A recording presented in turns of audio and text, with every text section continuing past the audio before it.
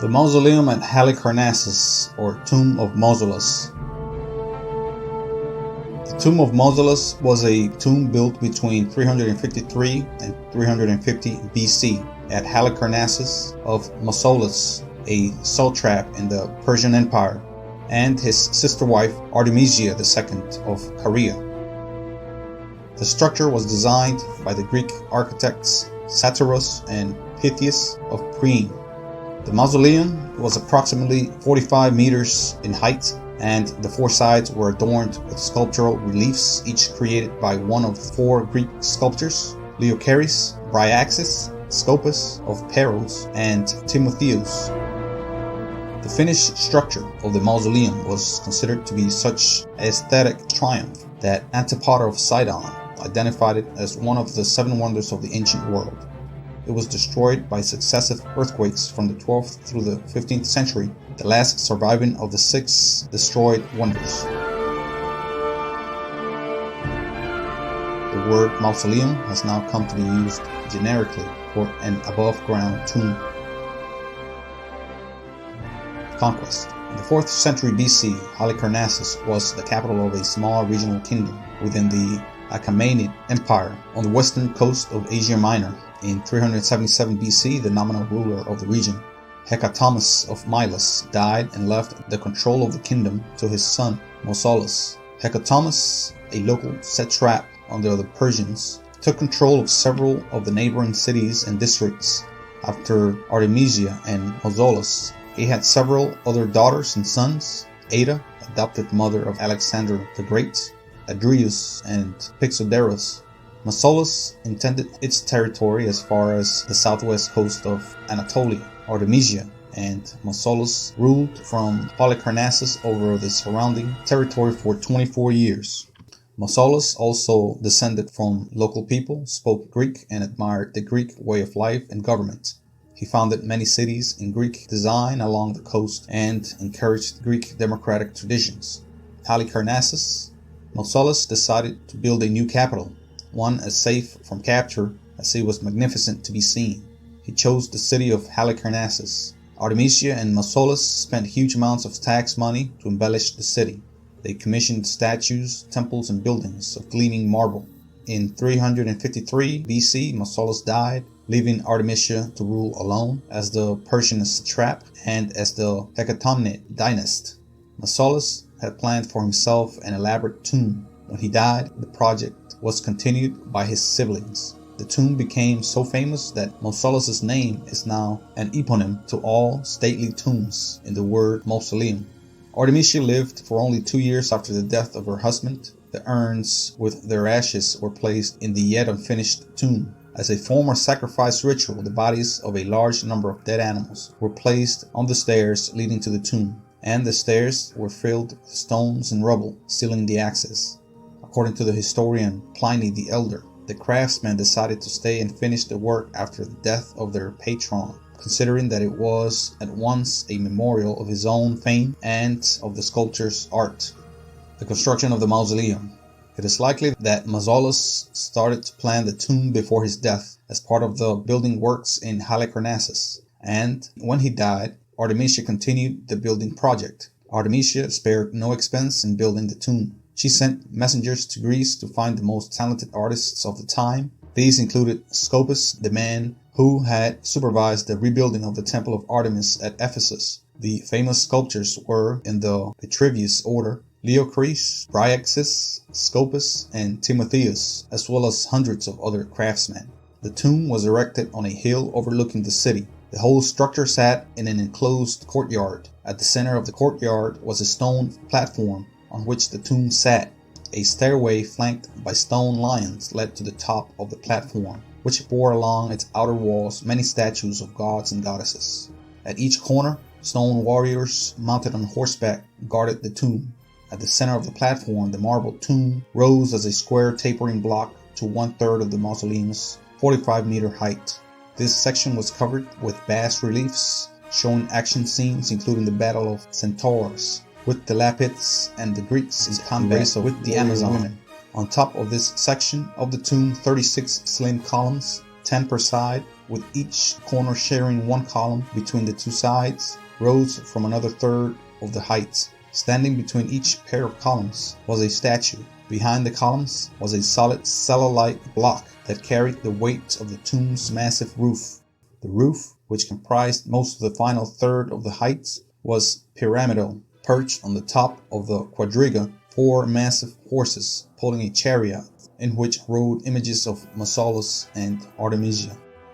History. Modern historians have pointed out that 2 years would not be enough time to decorate and build such an extravagant building. Therefore, it is believed that construction was begun by Mausolus before his death and continued by the next leaders. The Mausoleum of Halicarnassus resembled a temple, and the only way to tell the difference was its slightly higher outer walls.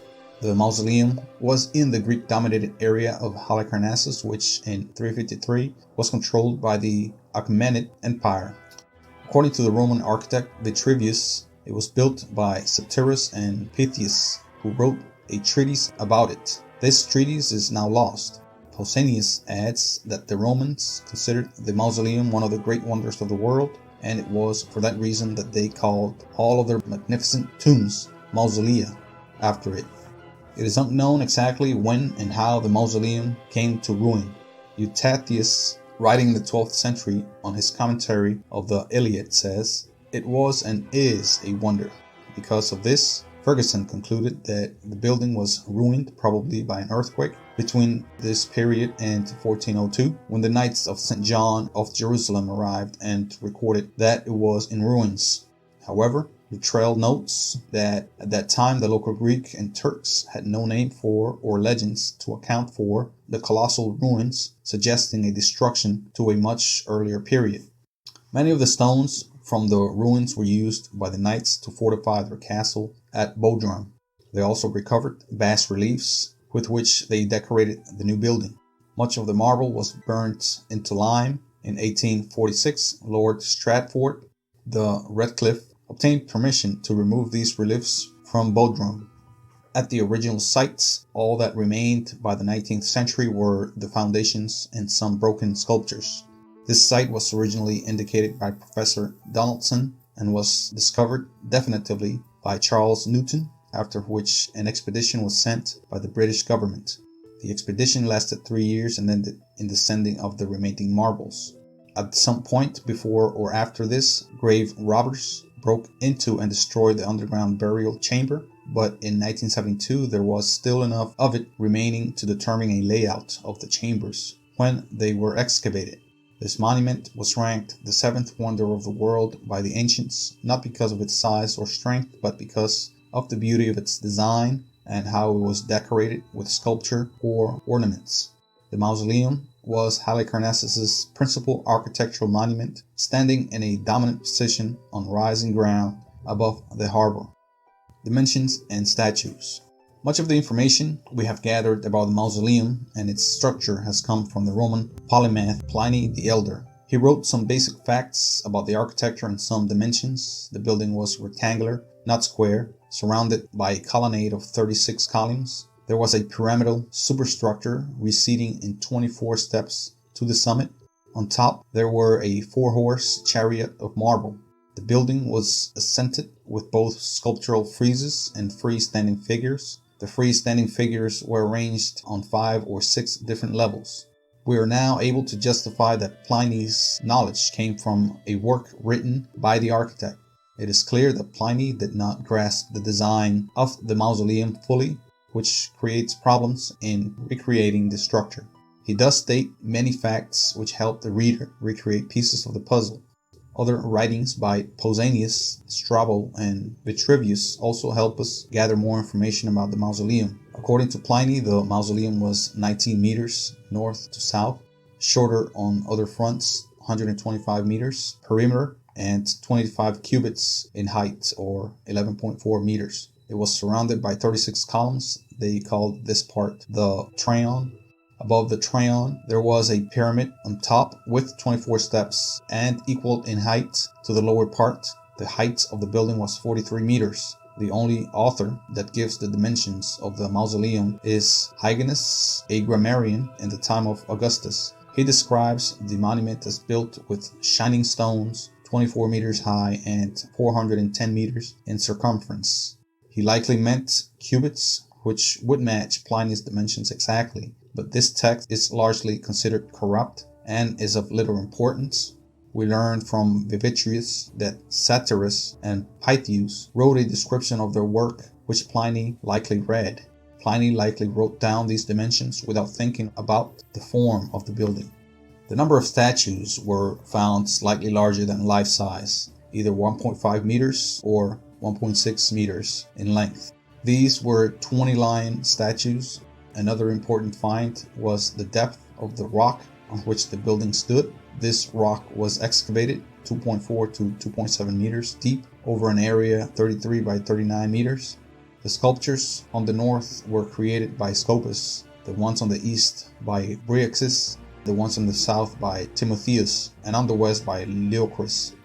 The mausoleum was adorned with many great and beautiful sculptures. Some of these sculptures have been lost, or only fragments have been found.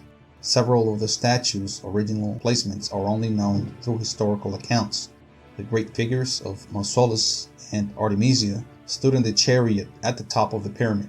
The detached equestrian groups placed at the corners of the sub-podium. The semi-colossal female heads, they may have belonged to the acroteria of the two gables, which may have represented the 6 Syrian towns incorporated in Halicarnassus. Work still continues today as groups continue to excavate and research the mausoleum's art. Later history of the mausoleum. The mausoleum overlooked the city of Halicarnassus for many years. It was untouched when the city fell to Alexander the Great in 334 BC, and still undamaged after attacks by pirates in 62 and 58 BC. It stood above the city's ruins for 16 centuries. Then a series of earthquakes shattered the columns and sent the bronze chariots crashing to the ground. By 1404 AD, only the very base of the mausoleum was still recognizable. The Knights of St. John of Rhodes invaded the region and built Bodrum Castle, the castle of St. Peter. When they decided to fortify it in 1494, they used the stones of the mausoleum. In 1522, rumors of a Turkish invasion caused the Crusaders to strengthen the castle at Halicarnassus, which was then known as Bodrum, and much of the remaining portions of the tomb were broken up and used in the castle walls. Sections of polished marble from the tomb can still be seen there today. Solyman the Magnificent conquered the base of the Knights on the island of Rhodes, who then relocated first briefly to Sicily and then later permanently to Malta, leaving the castle and Bodrum to the Ottoman Empire. During their fortification work, a party of knights entered the base of the monument and discovered the room containing a great coffin. In many histories of the mausoleum, one can find the following story of what happened. The party, deciding it was too late to open it that day, returned the next morning to find the tomb and any treasure it may have contained plundered. The bodies of Mausolus and Artemisia were missing too. The small museum building next to the site of the mausoleum tells the story. Research done by archaeologists in the 1960s shows that long before the knights came, grave robbers had dug a tunnel under the grave chamber, stealing its contents. Also, the museum states that it is most likely that Mausolus and Artemisia were cremated, so only an urn with their ashes was placed in the grave chamber. This explains why no bodies were found. Before grinding and burning much of the remaining sculpture of the mausoleum into lime for plaster, the knights removed several of the best works and mounted them in the Bodrum Castle. There they stayed for 3 centuries. Discovery and excavation. In the 19th century, a British council obtained several of the statues from Bodrum Castle. These now reside in the British Museum. In 1852, the British Museum sent the archaeologist Charles Thomas Newton to search for more remains of the mausoleum.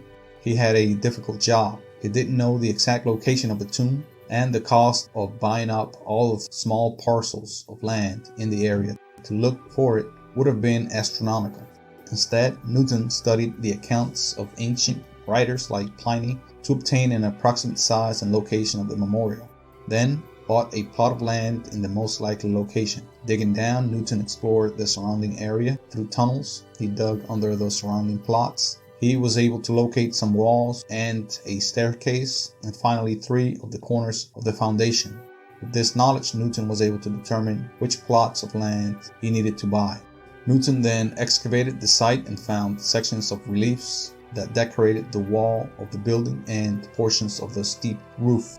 Also discovered was a broken stone chariot wheel, some 2 meters in diameter, which came from the sculpture on the mausoleum's roof. Finally, he found the statues of Mausolus and Artemisia that had stood at the pinnacle of the building.